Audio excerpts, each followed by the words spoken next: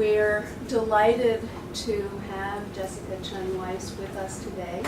She is a Public Intellectuals Program Fellow of the National Committee. We take great pride in that. The rest of the stuff you can read in her bio. But I wanted to say that.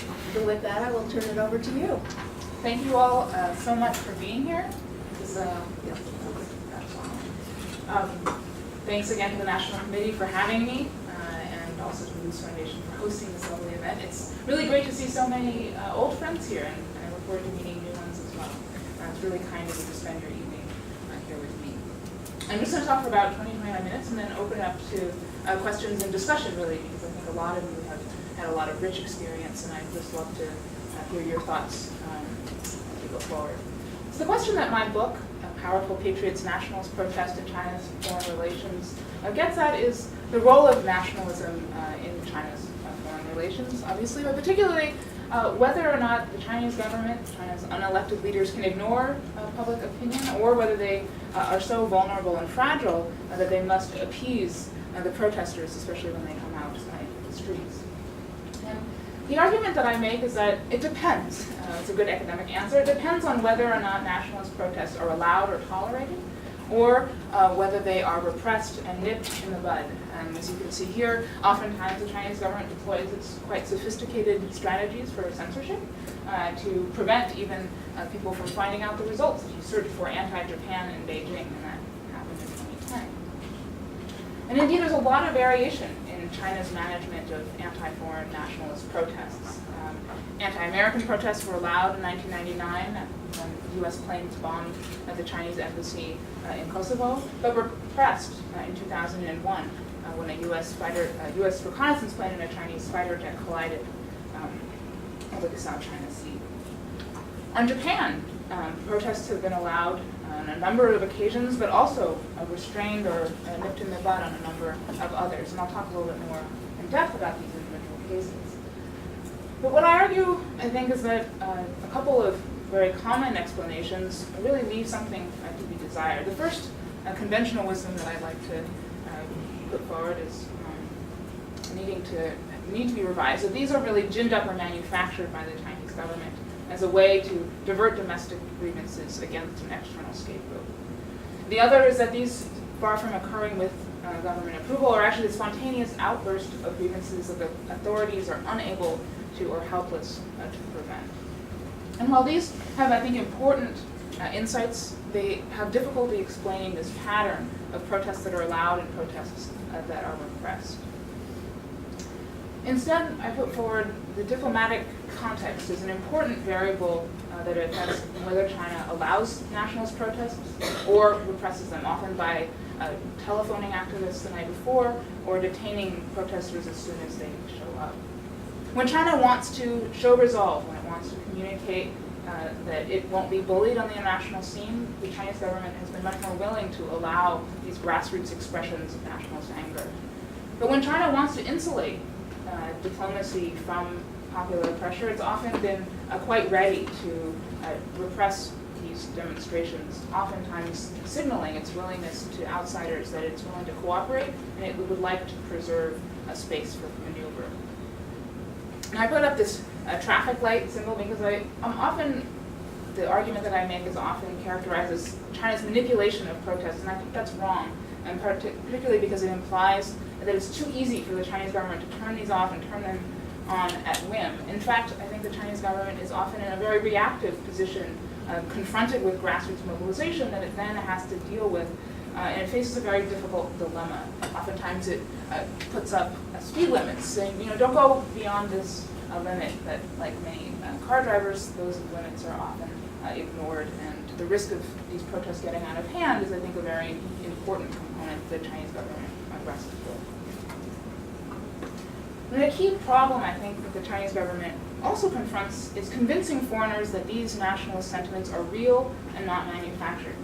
As you can see in this picture that a Japanese official in Shanghai gave me shortly after the 2005 protests over Japan's bid for a permanent seat on the UN Security Council, it's very difficult often to tell what Chinese efforts to manage protests, whether they are state sponsorship or simply attempts to contain the risk that these might stray off course and target perhaps even the Chinese government. Now, my book traces... You have to talk louder, just sorry about that. Okay. Please wave your hand if you can't hear me. I'll try to speak as loud as I was taught as a young chorister to project, but I tend to be pretty soft-spoken, so please bear with me. I think there are also a couple seats in here. Yeah, please come if you'd like. We're good. Okay. There's one right here. So my book traces China's management of nationalist protest from 1985 to the present, and how these protests, whether they were allowed or repressed, affected the diplomatic negotiations and foreign perceptions of China's intentions. The first substantive comparison I draw is between the 1999 embassy bombing, where Chinese were allowed and then encouraged in some cases to take to the streets to protest that bombing in 1999.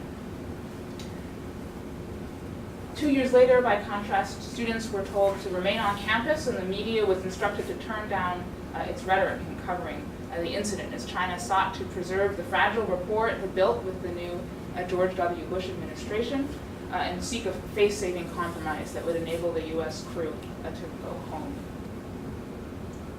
The next 5 chapters deal with China's management of protests against Japan, beginning with the first demonstrations in the post-Mao era in 1985 concerning then Prime Minister Nakasone's official visit to Yasukuni Shrine, which since 1978 has enshrined the spirits of 14 A-class war criminals. Those demonstrations spread over the course of a few months to a number of other cities, and in fact began to turn against the government itself, targeting corruption and other issues, including Japan's so-called economic invasion of China. And it was in this context that the protests gave Chinese leaders grounds to say to Japan, look, as Deng Xiaoping himself said, reactions among youth are strong, and if difficult problems were to appear still further, it would become impossible to control them. And in fact, I think there are some links to be drawn between these anti-Japanese demonstrations in the fall of '85 and the pro-democracy demonstrations that began in 1986, and of course culminated then in 1989, the largest crisis that, at least to date, that I think the Chinese government has faced in terms of its legitimacy. And in particular, these demonstrations helped convince Prime Minister Nakasone that his visits to Yasukuni Shrine were jeopardizing the stability of the Chinese regime. In order to help out his friend and moderate counterpart, Hu Yaobang, he in fact desisted. And it would be 11 years before another Japanese prime minister visited Yasukuni. The next decade witnessed a much more repressive attitude by the Chinese government toward anti-Japanese mobilization. And despite the launching of a patriotic education campaign meant to bolster the Chinese government's diminished legitimacy in the wake of Tiananmen, anti-Japanese mobilization was pretty uniformly repressed across the board, despite 2 crises over an island's lighthouse that had been constructed or repaired by Japanese activists in 1990 and 1996. Again, when the Japanese emperor paid a historic visit to China in 1992, activists were told this is not an appropriate time. In some cases were sent on extended business trips to the far west of China so they could actually be around to make trouble. Same thing in '94 when Japanese Prime Minister Hosokawa visited China. In the 2000s, China's attitude toward anti-Japanese mobilization became more lenient, with Prime Minister Koizumi's yearly visits to Yasukuni Shrine. But it wasn't until 2004-2005, when Japan's bid for a permanent seat on the UN Security Council gained momentum, that China essentially gave a green light to grassroots petitions and then protests at Japan's bid for a permanent Security Council. And these protests, while they did a fair bit of damage, nonetheless helped convince Japan to offer symbolic concessions. Koizumi issued for the first time a multilateral apology for Japan's misdeeds in World War II at the Bandung Conference, and also many of his successors, although not Prime Minister Abe at present, also desisted from going to the Yasukuni Shrine.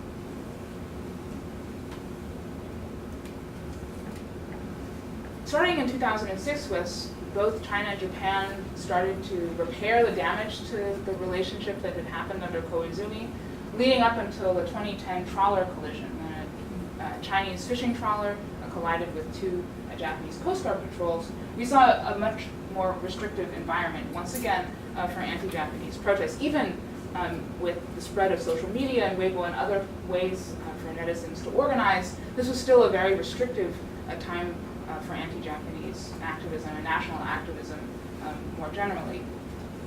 I myself witnessed some of this as I attended one of their small commemorations in 2006 on the anniversary of the Marco Polo Bridge incident, which commemorates Japan's full-scale invasion of mainland China. Not 5 minutes after this picture was taken, police who had been on the scene all the time took me aside and interrogated me for the next hour as the activists of 10 or so then moved their demonstration elsewhere. So it was in this context of warming bilateral relations that this collision happened in the waters near these disputed Diaoyu Senkaku Islands.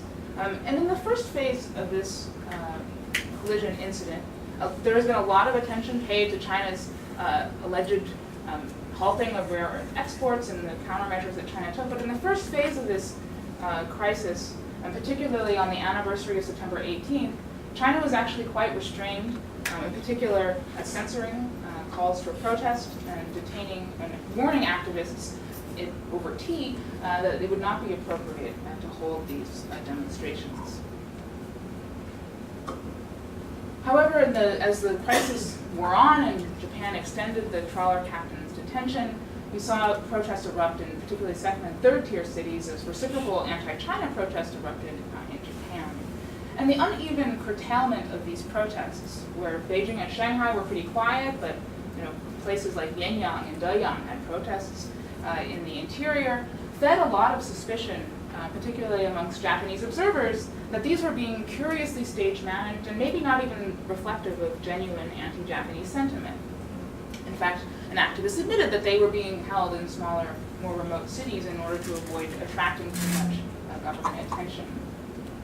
Foreign Minister Mehara on the Japanese side said that while most of the protests were supposedly the result of internet calls for demonstrations, but he had doubts as to whether that could actually be the case. And The Economist accused China of having oversold the story on the streets. And I think that this problem of convincing foreigners that these are real and constraining was very evident in 2010 and in fact set the stage for a series of miscalculations, I think, that led to the current crisis that we're in over Japan's purchase of these 3 uninhabited islands. 2012 witnessed the largest wave of anti-Japanese demonstrations. My research and ongoing work has found that more than 200 cities witnessed demonstrations on just the September 18th anniversary alone. And it was in this context that it was quite surprising that then Japanese Prime Minister Noda admitted less than 2 weeks later to having underestimated the extent of Chinese reactions, that the scale was broader than he expected.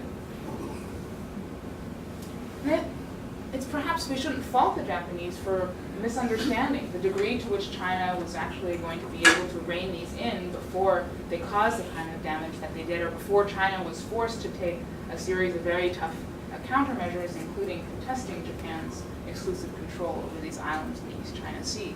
When you have pictures like this where the policeman is walking in front, is he orchestrating it, encouraging it, or simply trying to prevent them from going in a different direction?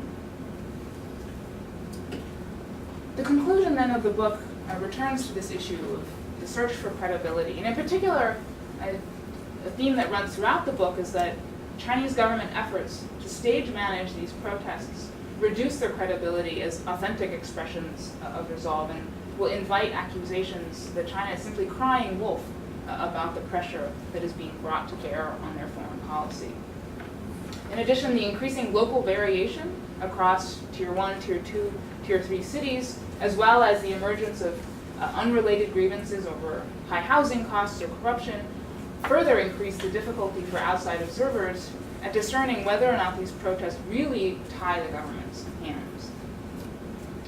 A last point, patriotic propaganda, including the one that is sort of ongoing, being rolled out this month with regard to the end of World War II also, I think, makes it difficult for others on the outside to ascertain whether these are actually a reflection of grassroots sentiments or simply the result of decades of brainwashing. In a nutshell, my argument is that China's leaders do care about popular opinion and nationalist sentiment, particularly when it is raging online and in the streets.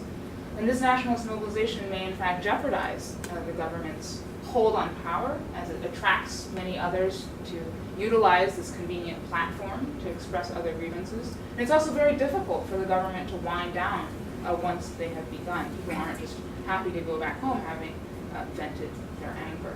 In fact, they often demand the government take ever tougher measures to placate their demands. So although often these nationalist protests are looked at as sort of a convenient mechanism for diverting domestic attention to an external scapegoat, there's a couple things that I think we should keep in mind. One is that in order to be successful, that kind of a gambit requires that China is actually successful on the international stage and is not further humiliated by foreign intransigence. And the second is that even safety valves, so-called safety valves, might break, and these types of demonstrations, once into the streets, can take on a life of their own, as I think the Chinese government witnessed in the 1980s, as student demonstrations against Japan slowly morphed into pro-democracy demonstrations. So lastly, the Chinese foreign policy is neither hostage nor completely insulated from popular opinion. Thus far, for example, we have not seen demonstrations over the issue of Taiwan independence, despite attempts to hold such demonstrations, particularly in the 2000s when pro-independence candidate Chen Weiss was elected. The Chinese government took pains to prevent and forestall those types of demonstrations. But we've also seen Chinese nationalism increasingly taking on new targets that you wouldn't have imagined emerging from just the legacy of World War II. France and CNN, for example, were targets of nationalist ire in 2008, following riots in Tibet and some mistaken Western media coverage of those riots. Even Malaysia witnessed the brunt of some nationalist anger over the disappearance of that flight 370. On the South China Sea, which is, I think, the space to watch, so far Chinese protests have been largely restrained. There haven't been a lot of efforts to mobilize the protests, but the ones that have emerged have either been very, very small or very short-lived as Chinese authorities moved in to dispel those protests. In fact, Chinese official news media accused Vietnam of having taken a leaf from Beijing's playbook and using anti-China demonstrations to register their indignation with Beijing. So I do argue that these protests are often somewhat useful as a diplomatic tool, but they may be a tactical asset, but also a strategic liability. As folks become more habituated to street demonstrations and think of these as convenient opportunities to protest over other issues, or as nationalists and liberals alike become disillusioned with this sort of state orchestration of nationalism, I think this could really come back to hurt the Chinese government in the long run, let alone the hardening of foreign perceptions, similarly with this growing incredulity over Beijing's game. So that's where I'll end, and again, really invite your comments and questions. Thank you. Thank you very much. Frank, please identify yourself. Frank Hale, President of USCX, United States China Exchanges. I'm going to ask an admittedly unfair question, and I'm going to jump over a lot of other questions that I have, and I'm sure other people have. Joey Ba is coming up in 2 weeks, less than. What is your best guess as to what is going to happen on Joey Ba on September 18th in the popular scene, and what is likely to be the government's reaction? And I hope that this question can frame what follows. So I guess I'll hedge my bets. I don't think anything is going to happen given where the diplomatic context is right now. On the other hand, if something does happen, I have a great excuse to write things and put people to my work. But I think that both sides are, tentatively and cautiously trying to, continue to improve the relationship, and the feelers are out there. So far, we haven't had a lot of success, but this is not the kind of the state at which I would expect the Chinese government to be allowing these demonstrations. And frankly, I don't see any evidence of attempts to mobilize the people. Carl Minsner, Fordham Law School. Quick question. Actually, I was a Pitt fellow also with Jessica, so great to see you again. Big picture question, and I can sort of try to give you some smaller individual ones to illustrate the bigger one. The big question is, if you're trying to describe big picture trends since 1978 with respect to these types of protests, what would you say? I almost sense in your work that you're saying sort of as the relationships with Japan deteriorate or have gotten more difficult, there's been more space. 1990s, more control over the protest, and the tolerance of the protests has grown over the last decade. The more narrowly focused things would be on either side. Like, what would be the trends that you would say since 2012? Do they differ in any way with what we've seen before? And then the other side is on the front end. Why is 1985 the first one? Why not the 7 years before that? So things have evolved, I think, particularly with the diversity of channels for people to mobilize. Like the social media and the internet is no longer the same set of sort of dedicated activists that are responsible for mobilization. And so the Chinese government's control is still, I think, quite strong. Their ability to tamp this down is quite strong, but it's not perfect any longer. And so I think you do see this cycle continues, where at particular moments when relations deteriorate, China wants to make a point, that's when they happen. But when they want to calm things down, you still see some burbling, but it's nowhere near the way it would be if the Chinese government just like opened the gates and let it happen without the kind of deploying the censors and such to prevent larger scale mobilization. So I see that pattern going on and on, but it's less of an on-off, right? It's not complete silence when they're trying to restrain these protests, as they did in 2010. Since 2012, it's been very, very quiet. And I think that's to be expected. There was a series of efforts following the protests to really tighten up and restore social stability in that aftermath. And they were more violent than they had been in the past, although fortunately nobody died as they did in Vietnam.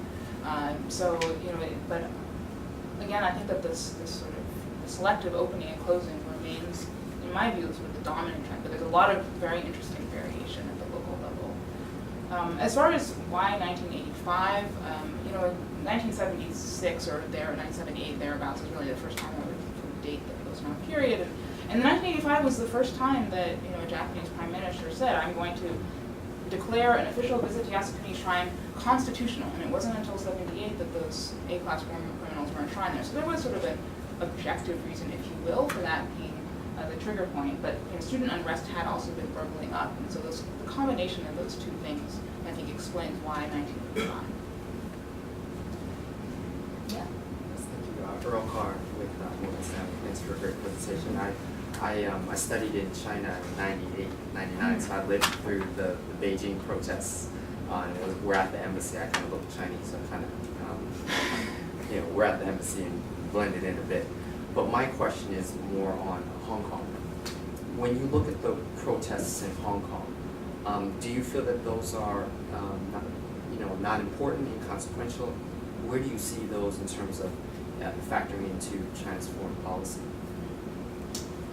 So I think the protests in Hong Kong are very consequential. I don't think that those are something that Beijing can easily ignore. And the whole situation is really, I don't see China as having very many good options. And so I'm glad I'm not in Beijing trying to think about how to deal with this. I think there are bad precedents to be set on both sides. And that said, I think that there are concerns of this sort of, how do you walk this fine line between having a demonstration that is like big enough and disruptive enough that it makes a difference, and one that doesn't then draw a lot of criticism for being disruptive, right? For becoming illegitimate because it is disruptive. And I think that's actually something that in nationalist protests inside China also they wrestle with, right? Because if you have very orderly demonstrations, then why should the Chinese government be afraid of them?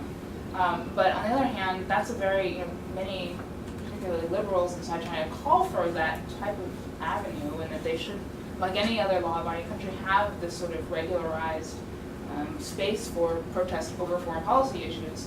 I think that would cease to be as effective in terms of signaling the Chinese government's vulnerability to this popular pressure. I mean, that, until we have elections in China, which is when they're back. Jerry. Jerry Cohen from NYU. Your topic is the influence of nationalism on foreign policy. The evidence you put out seems to be almost entirely crowds. Were there crowds? Were they encouraged or were they restrained?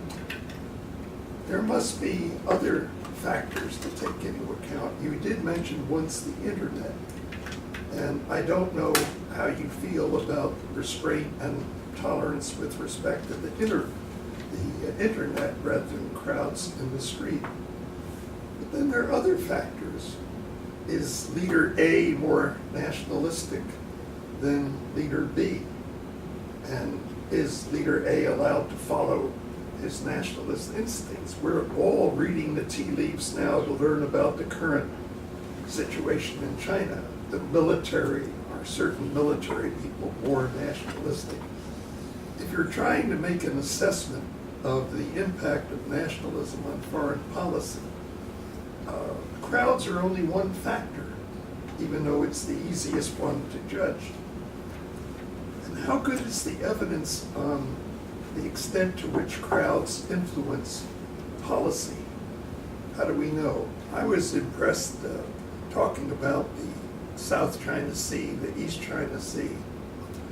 In July, India lost a very sensitive case about the Bay of Bengal, challenging really the Bangladesh right to control most of the Bay of Bengal.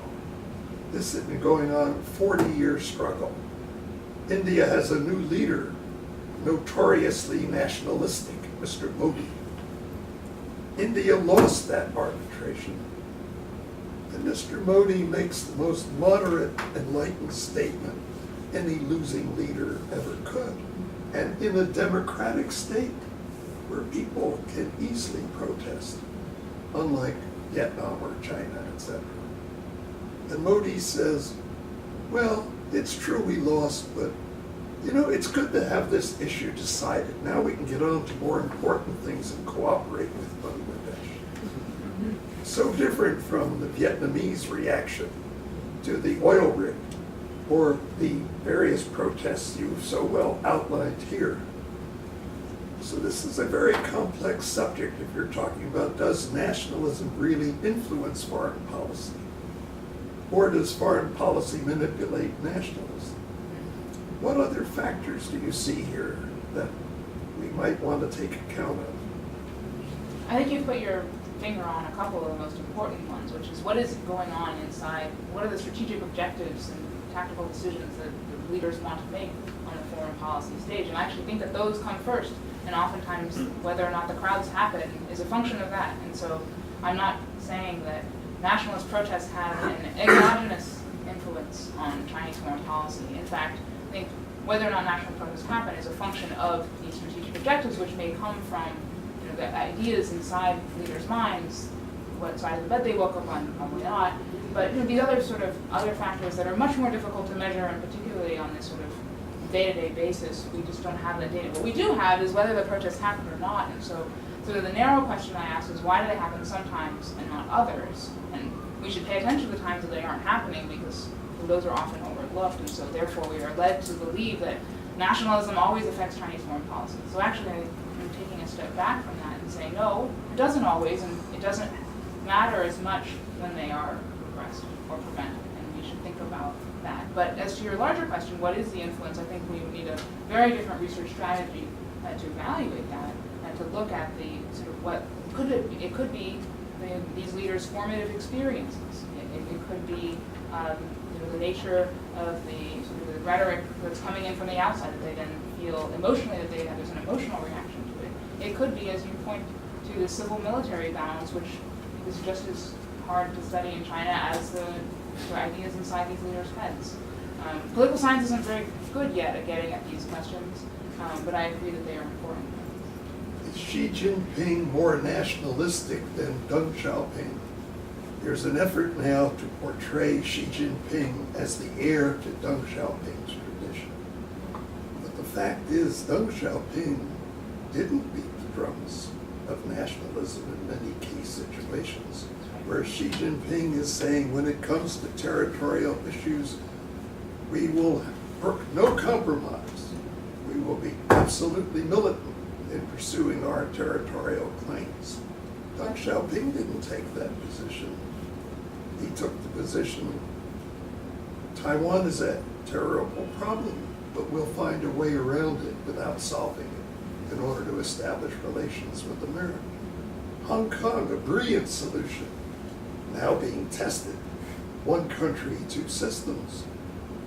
That wasn't real nationalism. Nationalism would have called for the recovery of Hong Kong to the motherland without any foreign restraint. So WTO, can't say directly that was Deng Xiaoping, but indirectly I think it was. China made many compromises that would have humiliated a real nationalist. All of them were very enlightened steps for China, and they proved useful. So I'm just wondering in terms of why is Xi Jinping nationalist? What is the role of nationalism in influencing him? Has it got anything to do with crowds? Or did the crowd simply reflect the result they want, as you've suggested in some cases? I think they are more a reflection. On whether Xi Jinping is much more nationalist than his predecessors, I think there it's very difficult to evaluate the counterfactual. I would point out that in 2012, the escalation took place under Hu Jintao, not under Xi Jinping, and he inherited a set of policies, or was perhaps there at the table, but at any rate, I think there may be more continuity than is tempting to speculate. That said, we are seeing a lot of very nationalist rhetoric. I don't know whether that would have taken place under if Hu Jintao had stayed in power or somebody else, had taken over. We have very few end here, so I think it's tempting, but I'm reluctant to draw those kinds of conclusions myself. Masato Hasegawa from the NYU History Department. Related to the previous question, I was wondering if you could speak more about the crowds and who participates, and if you see any differences or change over time, for example, from 1985 to the present. I assume that students are the main participants in demonstrations, but like we take the example of 1989, if you take the Tiananmen Table, for example, the Congress leaders are very concerned when they found that workers also participating in demonstrations. So I was wondering if you could elaborate on the competition of the crowds and the change over time.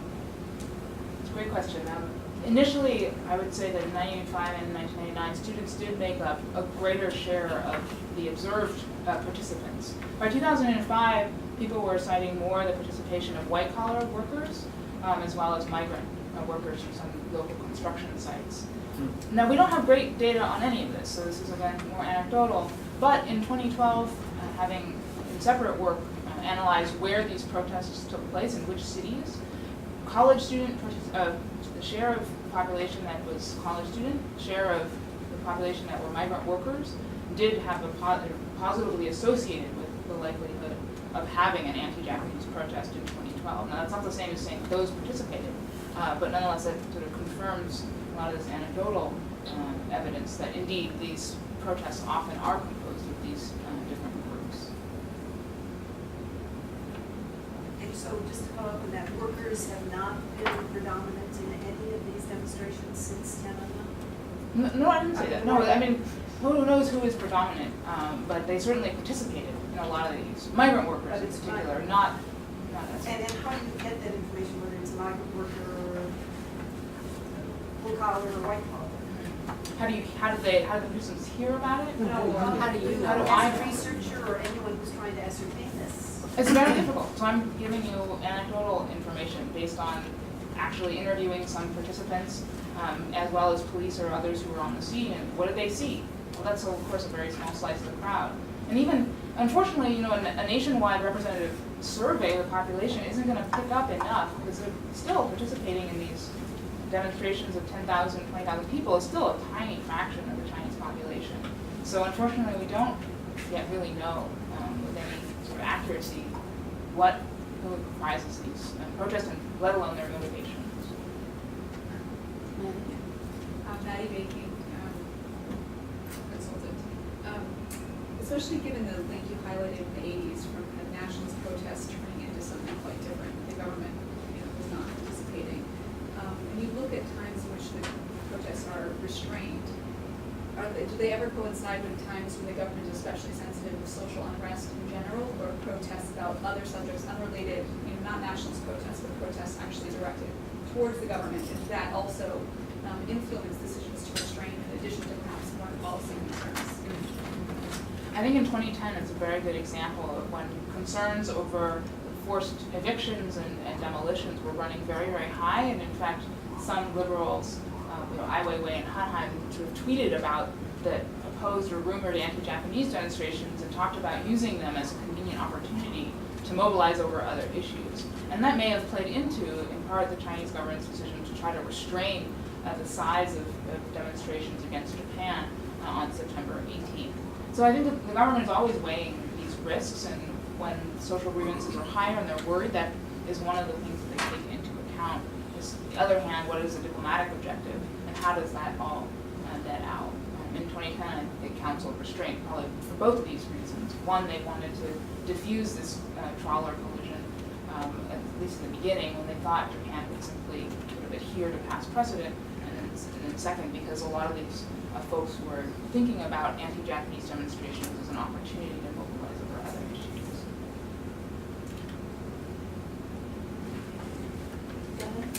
Penny Blumenthal from the Institute of International Education. It was very helpful to hear your comments about sort of what the run-up to September 18 might be, what has happened in the past, and because we've been seeing in the news a lot of new pressure on universities to suppress any discussions, and I think just a couple of days ago there was this announcement that Beida and Fudan and Zhongshan University signed a letter saying that their students are going to really support the Communist Party, or some very weird kinds of, and what the steps they were going to do. And I hadn't put it together with September 18, but I'm wondering, do you think it's the run-up to that, or do you think that they're just generally trying to make sure that everybody toes the line? I don't think that's motivated by September 18th. I mean, it's a big anniversary in my world, but I don't think it's so big of an anniversary like June 4th that it sort of requires this kind of extra effort on the eve of it. I would say that I think there's a lot of concern about social unrest right now, a lot of concern about what is going on in the country. In fact, if anything, people who think of nationalism as an important diversionary tool or pillar for the government's legitimacy would say this is the prime time we should have nationalist demonstrations. And I say no, I don't think that's where the diplomatic relationship is at. I don't think we're going to see any. And I think that also characterizes the 1990s. Right after Tiananmen, great time to have anti-Japanese demonstrations. People are upset. Why not have them? In fact, they don't allow them to happen. So that's how I see that cutting in a different way. Was somebody in the back? Oh, I scratch my forehead, but Oh. I don't mind asking a question. Currently I'm jobless, but I used to be, like many years ago, I used to be was an analyst with the U.S. consulate in Shanghai. So, like right now, like Xi Jinping, he seems to be able to channel the nationalistic sentiments pretty well by doing some of the stuff like, like the South China Sea. He just pretty much expand a couple of man-made islands out of some reefs and lump, like deep into, it's very close to Vietnam and Philippines. And also, like internally, is pretty much doing some purging. I mean, like purge power is not the word, but it's like he's waging war against corruption. So it's like since now the nationalistic sentiments are pretty well channeled. Do you think like in the next 5 or 10 years of his, of his time, like the similar kind of demonstrations or parades can happen? And do you think he will allow that to happen? I think it's really dependent on events, right? If we have a collision again in the air with either a Japanese or an American plane, you could very well have demonstrations over an event-driven type of provocation.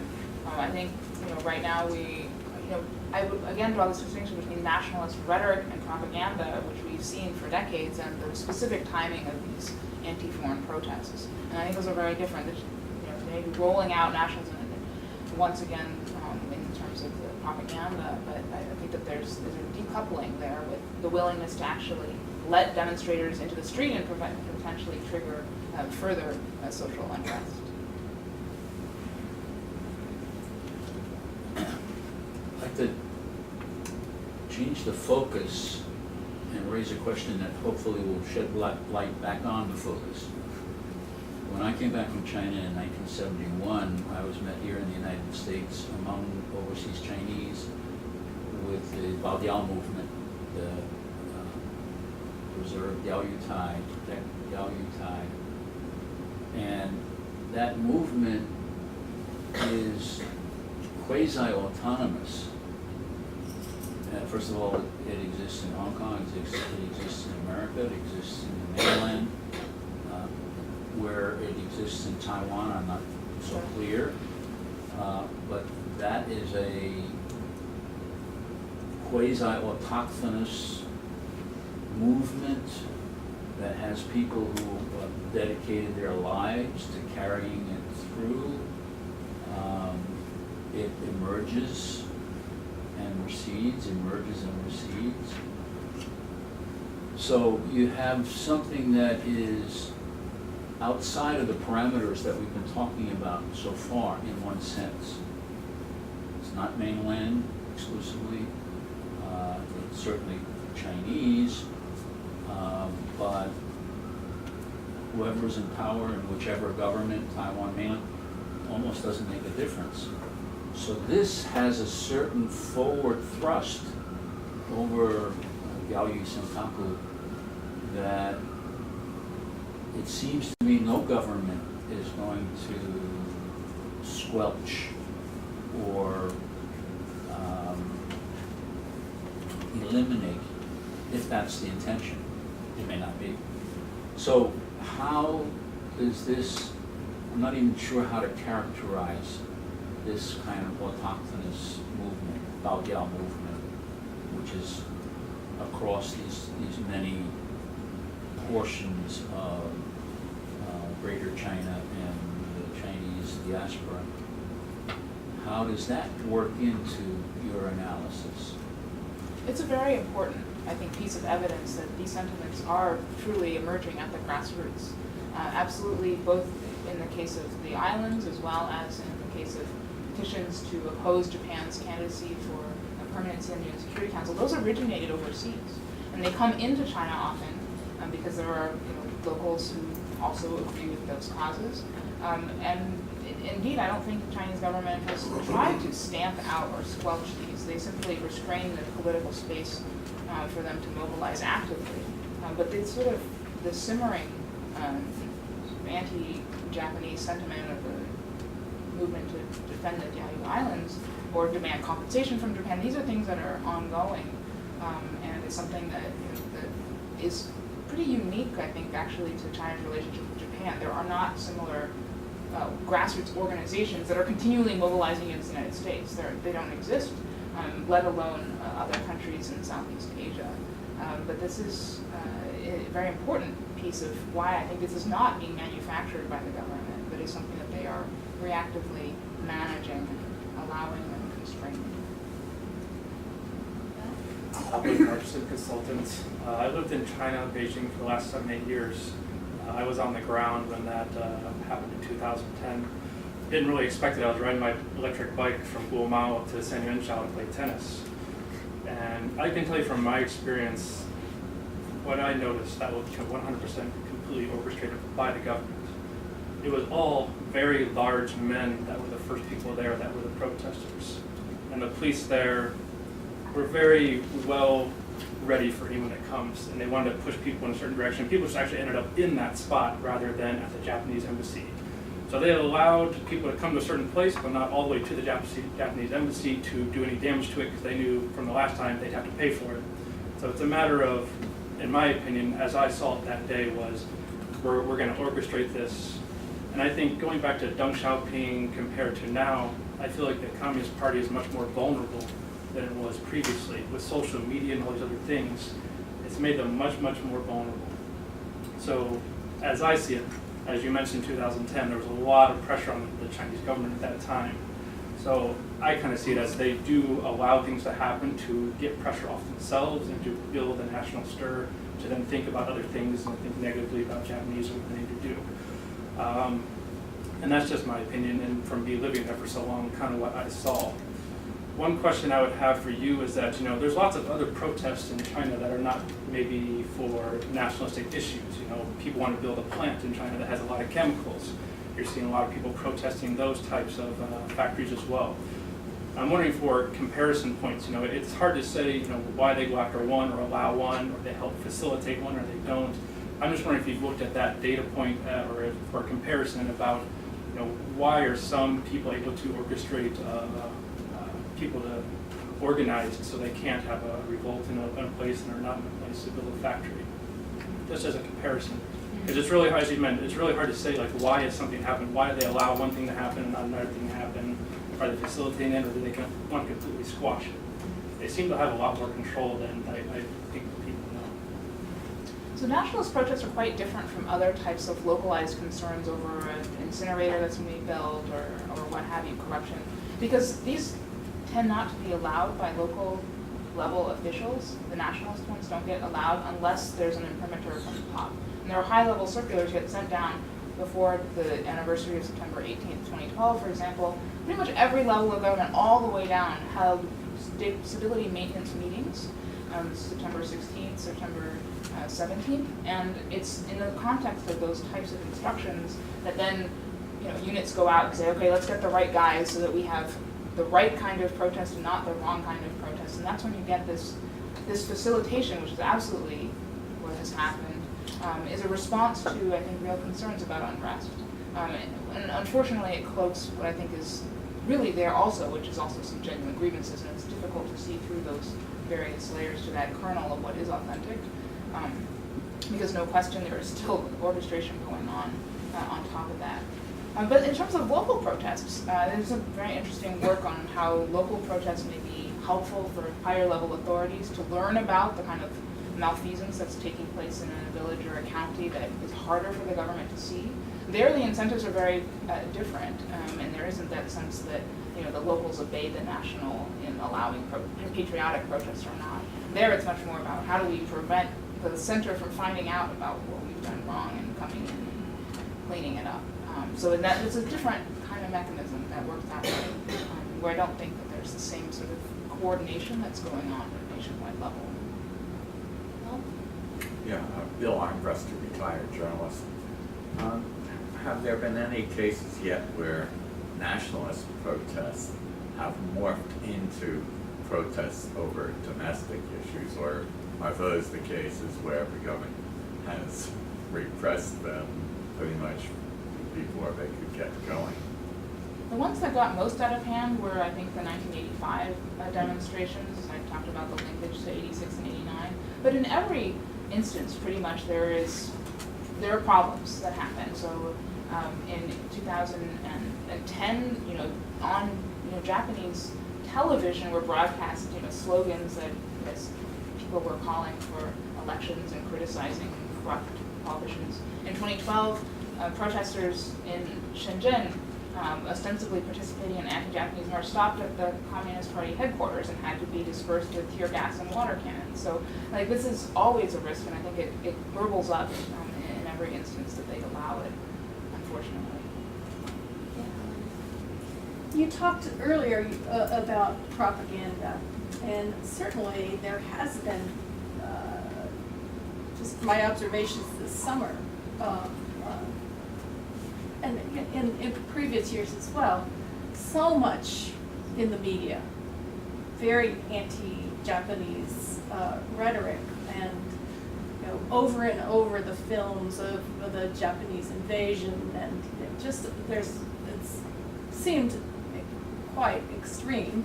And so I wonder if you're sort of seeding the ground among the population for this attitude, then, is that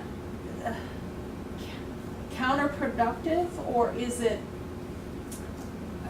is there an attitude that we will be able to manage this? We can turn it on and turn it off when we want, but we want to sort of prepare to use it, or do you think it's not linked? I think it is counterproductive. I don't think they need to fan the flames. I think those flames are there, and in fact, their efforts to do so strictly, I think, further sort of accusations and sort of the disenchantment, even amongst those who would like to an alternative reading of history. So I'm thinking of in 2006, maybe I should have wrote an article calling like the treatment of the Boxer Rebellion in Chinese history textbooks like feeding our children wolves' milk. Again, I don't think that there's the need to prime the pump on these issues that it's already primed, and I'm not sure that it is working very well at convincing the international audience that Japan is in the wrong. So I'm not sure what's going on there exactly, but it's not. I don't think it's particularly having its intended effect either on the domestic audience or the international one. But the politics of legitimacy and what seems like the appropriate thing to do. That may be wonderful to do a study of the internal organization, the propaganda department, what it feels like it should be doing, and what's the appropriate thing to be doing in this context. I'd love to see that done if we could ever get that kind of access. Can you talk a little bit about the leadership of the protests? I mean, so do we have a sense as to whether there are the professional nationalist protesters? My father or my friends were involved in it in '85, and now I've taken up the bandwagon in 2010. Or is it more of a disparate group of people who just kind of emerge from in 2012? This group of people kind of took to the Weibo and they got the bee in the bonnet to go, and then 2012 it was a different group of people. It's pretty much a different group of people. I mean, I can count on one hand the people who are sort of identifiable over the decades as having organized these demonstrations. Tongzheng on is the top of that list, but it's not a lot of people. And so the rest are these sort of disparate individuals who often link up online and for no other reason. In 2010, there was some evidence that some people who had gotten together to help out with the rescue effort after the Sichuan earthquake, they got together and decided that their next cause was going to be Japan. These people came out of the woodwork, really. There's no sort of rhyme or reason to that. And I do not see this sort of cadre of professionalized protesters, let alone handing it down over generations. It's not like that. Have you specific studies the campaign for boycotting Japanese goods, Japanese products, and is that can that be used as kind of proxy for measuring true anti-Japanese sentiments? Whether that campaign ever really took over and became effective. Just curious your research. So the slogan, boycott Japanese goods, is something that comes out pretty much every time there's one of these protests and intermittently in between. But the thing with boycotts is people will say one thing and do another thing. Even one of the policemen that was on the scene videotaping the protests in Shenzhen, when I went to talk with him, he was like, I'll show you the video footage that I took. Which camcorder did he use? A Sony camcorder, and so there's a lot of this, I think that consumers will buy quality and the politics is sort of secondary. And there's I think kind of, it's an even guess as to whether or not Japanese, car makers suffered as the result. I mean, people say yes, but then other trends say, well, that was going to happen anyway. I think that, not sure, but I don't think that the boycott movement has had very much effect, and I'm not sure it's a great way of tapping into sort of the politically relevant sentiment. Well, is that an argument to say that there's no truly heartfelt anti-Japanese sentiments? A lot of it's just the expression of nationalism, frustration with crisis.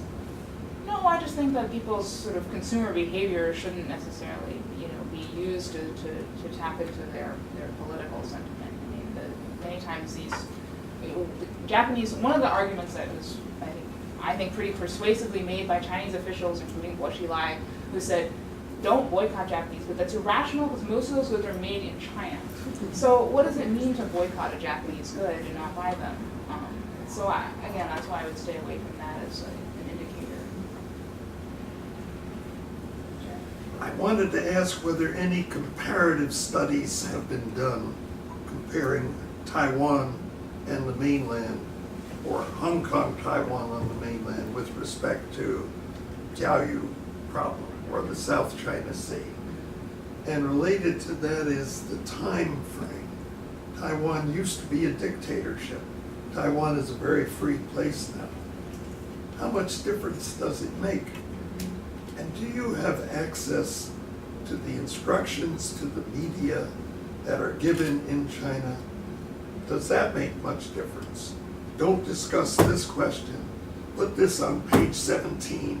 Only discuss this for a minute as the last item on the TV show. Do we have consistent access to those instructions? And how does that relate to the validity, the genuineness of nationalism? So we have sort of anecdotal evidence of these types of instructions. I've also talked to folks who were the recipient of those instructions, but they couldn't, of course, share with me the actual instructions. There's, the China Digital Times and others that are able to occasionally get access to these leaked instructions that are out there. We know that this is happening. In specific instances, I have, not particularly regarding these specific protests, but I think that the comparison with Hong Kong, Taiwan is very interesting. I do a little bit with Hong Kong in the book, not so much with Taiwan's Baodiao movement. But with Hong Kong, it's quite interesting because for a number of years, they essentially operated autonomously, this Baodiao movement. In fact, oftentimes mainland activists would try to travel to Hong Kong in order to participate in these voyages to set sail for the Diaoyu Islands. But starting in about 2009, Hong Kong activists weren't even allowed to set sail, or they would get a little bit away and then they would be pulled back into the harbor. The rumor was they were, the Central Liaison Office had sent down some orders, and the Marine Police simply prevented those voyages from taking place. And so this space, even in Hong Kong, which has been much more vibrant in having these anti-Japanese demonstrations over the years, including the 1990s when it was much more tightly constricted in China, mainland China. Even Hong Kong is now beginning to feel the same sort of selectivity that the mainland is. So in 2012, for example, after several years of not being able to set sail, now, August 15th, the Hong Kong activists set sail from the harbor, made it all the way to the islands, and CCTV covered it live. And so that's the kind of permission that is sort of tacitly and obviously you can infer and sort of implicitly given to shape the narrative and allow these things to happen, and using Hong Kong in some ways as the springboard. Please join me in thanking Jessica for